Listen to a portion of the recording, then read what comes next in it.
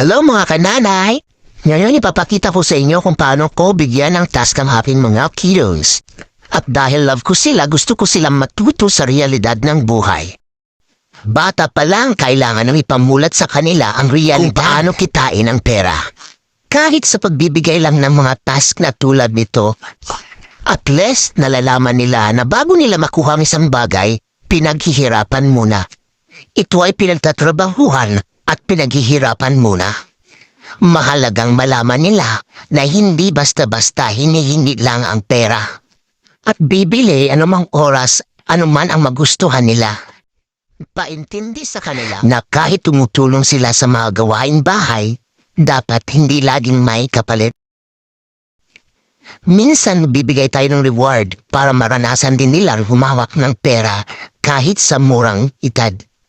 At matuto sila magdesisyon at pumili kung ano man ang gusto nilang bilhin. Dahil dito, matututunan nila na magkaroon ng respeto at pagpapahalaga sa kinikita ng kanyang mga magulang at kikitain niyang pera paglaki niya.